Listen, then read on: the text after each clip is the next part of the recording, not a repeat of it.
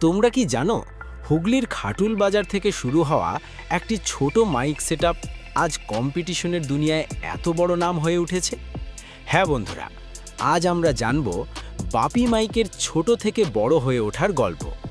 একটা সময় ছিল যখন বাপি মাইক ছিল খুবই ছোট একটা সেটআপ। ছোট ছোট প্রোগ্রাম, গ্রাম্য অনুষ্ঠান আর মেলার মধ্যেই সীমাবদ্ধ ছিল তাদের কাজ। কিন্তু স্বপ্ন ছিল অনেক বড়। বাপিদা কখনো হার মানেননি। তিনি বিশ্বাস করতেন পরিশ্রম আর ধৈর্য থাকলে একদিন বড় কিছু করা সম্ভব। দিনের পর দিন, বছরের পর বছর তিনি নিজের মাইক সেটআপকে আরও ভালো করার জন্য অসংখ্য পরিশ্রম করেছেন।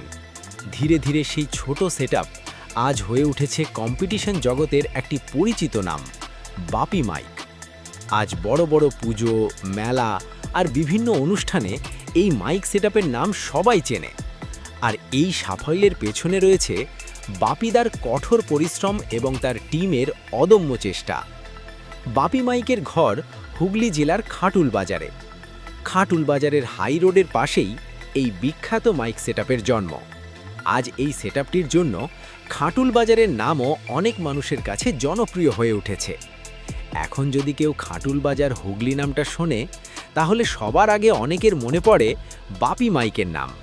আর শুধু বাপিদা নন, এই সাফল্যের পেছনে বড় ভূমিকা রয়েছে তার অপারেটরদেরও। কারণ অপারেটররা রাত দিন এক করে কম্পিটিশনে লড়াই করে যায়। শুধু একটাই লক্ষ্য, বাপি মাইকের নাম আরও উজ্জ্বল করা। এইভাবেই ছোট থেকে শুরু করে আজ বাপি মাইক পৌঁছে গেছে মানুষের হৃদয়ে। আর এটাই প্রমাণ করে পরিশ্রম আর স্বপ্ন থাকলে ছোট শুরু থেকেও একদিন বড় হওয়া যায়।